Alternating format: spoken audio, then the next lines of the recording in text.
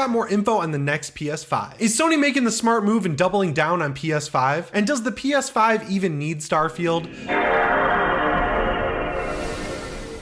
How's it going, everyone? Welcome to PSReady. I hope you had a great weekend. This is the early week update here on the channel. So the first thing I have on my news list here is about the PS5 Slim. There have been a ton of rumors about this thing. It seems like it's basically a done deal that we're going to get an updated PS5 this year. And instead of it being just a slim model, it's actually going to have some pretty significant hardware differences, which is kind of different from what we've seen in the past. Like in the PS3 days, we had the PS3 Slim and then the PS3 Super Slim. In the PS4 days, we had that launch PS4 that had the glossy plastic that would scratch up a lot. Then we got the PS4 Slim and PS4 Pro. And now it looks like with the PS5, we're going to get a PS5 Gen 2 and then a PS5 Pro. There aren't a lot of details on the PS5 Pro yet, but what we do know is that this year we are getting a PS5 Slim, and the biggest marquee change is going to be that it's going to have a removable disc drive. Obviously, Sony is taking a little bit of a hit on the digital console right now because they sell it for $100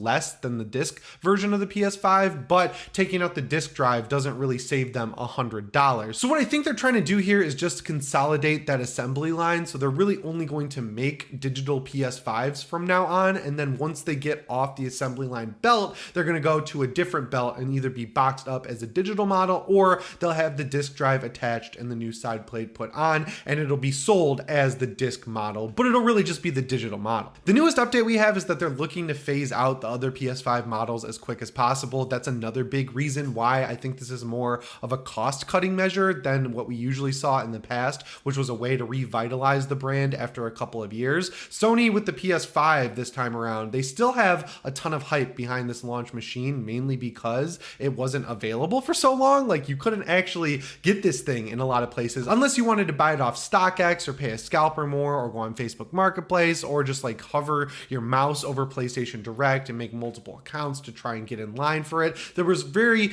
big difficulties for people in getting a PS5 for so long that this really is starting to feel like the first year of the PlayStation 5, mainly when you look at games like Final Fantasy 16 and Spider-Man 2. The jury's still out on Spider-Man 2. I'm crossing my fingers on that game running at 60 FPS, but this new Final Fantasy game looks like it's going to struggle to hit a constant 60 FPS, and it's going to be better played at the quality mode because it's just dripping with detail and just insane graphics that we haven't seen before in this next gen world we're living in. And then the newest update we got from verified leakers is that this thing is coming in September of 2023. So actually right around the corner, which is kind of crazy. At first I started to think that maybe Sony would have some sort of event soon or something like that to announce this thing, but then I thought about it more, and what I really think is going to happen is that pretty close to this thing actually releasing is when we'll hear about it, and it'll probably happen during a showcase, because as we've heard from the same leakers who are leaking all this console stuff, Sony is looking to do a second showcase later in the year that'll have more games for 2024 and beyond. And obviously linking that up with the release of a new console and the release of Spider-Man, you know, you can kind of see how everything's synergizing together. And I would also expect that we'll see either the Project Q or this new set of earbuds that Sony teased for gaming all around the same time, or at least announced at the same time. And then you guys know I'm just trying to will this into existence. If they are going to release this new console around September with Spider-Man 2,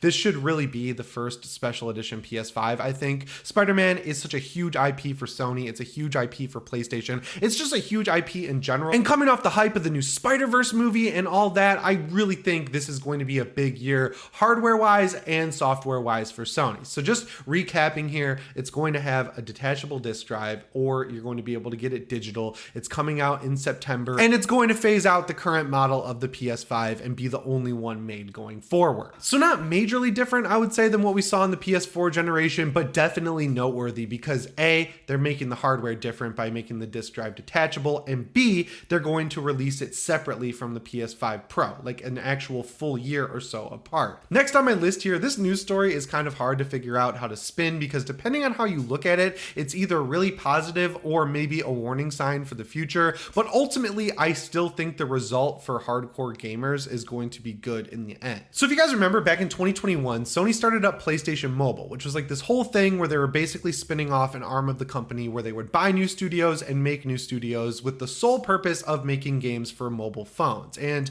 it was going to be a mix of new IP and also work with the existing IP that Sony has. And look, I'm not really a phone gamer. I've tried out some stuff. Like back in the day, I used to play Cut the Rope in band class, and I also played GTA Chinatown Wars and Doodle Jump. Like that's the iPhone gaming era of my life. And as time went on and I got the PlayStation Vita, the Switch, the 3DS XL, like obviously that was a much better experience than playing on my phone. And the biggest issue with playing on my phone is that battery life sucks on phones. So I was always like, I have stuff to do later in the day because it's summer, I'm gonna hang out with my friends. I could play GTA Chinatown Wars while I'm sitting here at the orthodontist office, but you know, I'd rather have battery later in the day. And as time has gone on, that problem's really persisted, but like that's the tip of the iceberg, I think, as for reasons why people just really aren't interested in playing mobile games if they have all these other hardcore gaming devices that are portable at this point in time. And now we're in 2023, these mobile games haven't really materialized, and things look like they're not going so great over at PlayStation Mobile because Nicola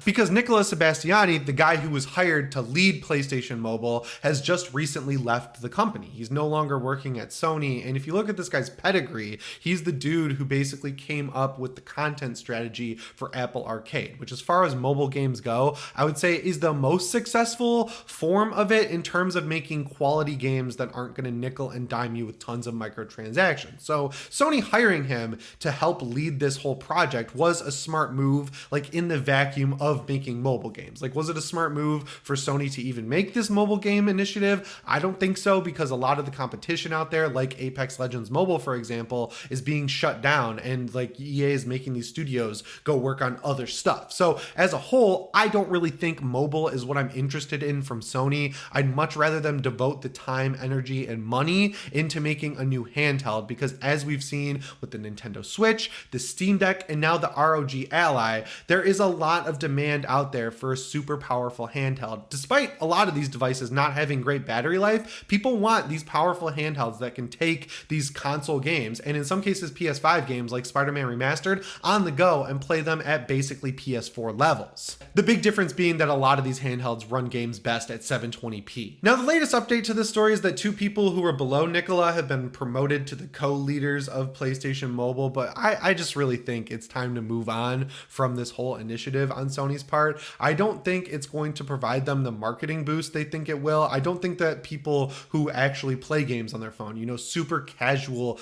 gamers, are going to say, hey, I like Uncharted Mobile, I'm going to go spend $500 on a PlayStation 5 with God of War Ragnarok, plug it into my 4K TV, and get a really nice speaker system to play at home, right? People who play on phones, I would guess, are people who are out of the house a lot, they're working, they're maybe traveling, and they just need stuff to play while they're bored on the bus or in the middle of something where they can't do any work or don't want to do any work. I'm overall curious about Sony's strategy going forward, because this could be a great situation for them to say, hey, we're doubling down on the PS5, and we've kind of seen that, right? Like, they're really focusing on making sure that they support the PS5 not only with software, but hardware accessories like the Project Q, the new gaming earbuds, the DualSense Edge. They've got an adaptive controller coming. They've got an adaptive controller coming out. I keep calling it adaptive troller, but I think I said it right that time. I don't know. They've got all these PlayStation accessories coming out sooner rather than later that are all surrounding the PlayStation 5. And most importantly, the handheld, the Project Q, that thing requires a PS5 to be owned to work, which I think is important because it shows Sony really sees that as the center of all of their gaming stuff. And when they're doing things like making mobile games on the side, that seems like they're pulling focus away from the PlayStation 5. But it looks like that's kind of not materializing. So I think as time goes on, we'll see maybe a few of these mobile games coming out, but it's not going to be this huge focus like initially stated by Herman Hulst, where he said that by 2025, he expects about half of PlayStation's modern releases to be on PC and mobile. I'm fine with the PC part of it, right? Like, that's totally cool with me, but the mobile aspect kind of bums me out, because any game that's made with the intention of being released on mobile, there's no way that's going to feel like an actual native console experience on the PS5. And that's where it just funnels everything towards the is this a waste of time question. The third thing I wanted to talk about here today is this whole situation situation surrounding Starfield. So there was a petition going around over the weekend that surprisingly got a lot of traction on Twitter, where someone made a petition for Xbox to say, hey, Microsoft, don't just make Starfield be available on PS5. You should also make it an exclusive on PS5, because if you don't, it's going to be a disaster for your brand overall, because I guess people aren't going to go buy an Xbox to play Starfield. It really just came off like a joke, and honestly something that someone on Twitter who's like a console warrior, you know, Xbot or Sony pony, really wanted to throw out there into the world. But like I said, it gained a lot of traction, and there have been a ton of articles going around that are asking the question, is Starfield the first Xbox game that Sony fans should be worried about? And from my perspective, I really don't think so. Now, this is kind of a complicated topic, because if you look at Sony's slate of games ranging from Horizon Forbidden West all the way down to stuff like Gran Turismo 7, Spider-Man 2, and Final Fantasy 16, they don't really have anything that's super similar to what we're seeing in Starfield, which is a big RPG that's basically like 5 games smashed into one, where you're gonna like literally be able to do anything you want, and the consequence from that is you can probably break down the game.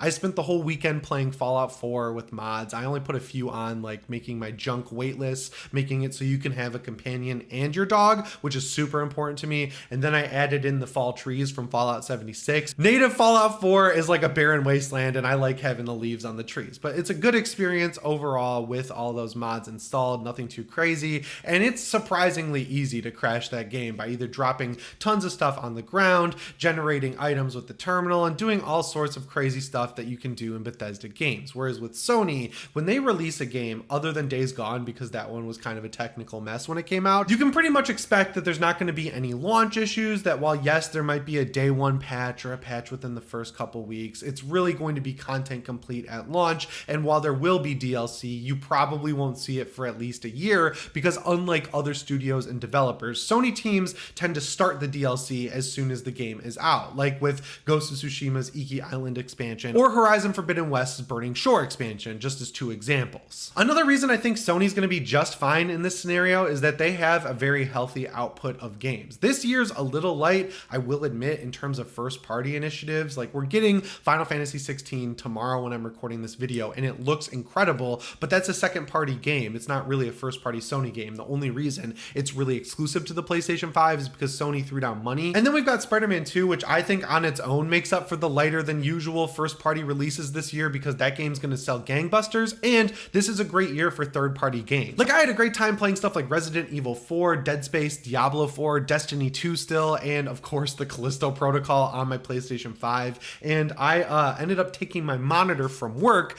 just so I can play Final Fantasy 16 for the couple of days before I move, because that game looks so damn awesome. Even though, again, it's not a first party game, I have a ton of stuff to be excited for on my PlayStation, whether it's exclusive or not. And the biggest reason I played a lot of those games I just listed on my PS5 instead of my PC is because you get that plug and play scenario where you can just pop the game in, download a couple of patches, and generally speaking, you'll get a locked 60 FPS across the board. And then there's this criticism that people use against Sony now that they're releasing PC games as well, which is like, why wouldn't you buy a PC if you could just buy a PlayStation 5? I think that's a dumb question for a lot of reasons. The main one being, if you want to build a PC that's going to be able to run a lot of these games at better settings than what you have on the PlayStation, you're going to be in the hole like over $1,000. Whereas I could just walk to Best Buy right now, pick up a PlayStation 5, and get a great experience right out of the box and have good convenience, plus all these other factors like being able to use it as a streaming device and everything like that. So I don't think that's really a fair scenario. But if you really want to play Starfield and you already have a PS5, you have a lot of cheap options, right? Like, you could go buy an Xbox Series S, play at 1440p 30 and have a good time, or you could go all the way up to building a PC and play all these games like Starfield that are going to have the best experience on PC. So does the PS5 need Starfield? I think the answer is a definitive no there, but do I want Starfield on the PS5? I mean, of course, right? Like, I'd love to play that game on PlayStation 5 where I'm going to get a 30 FPS experience, and it's going to be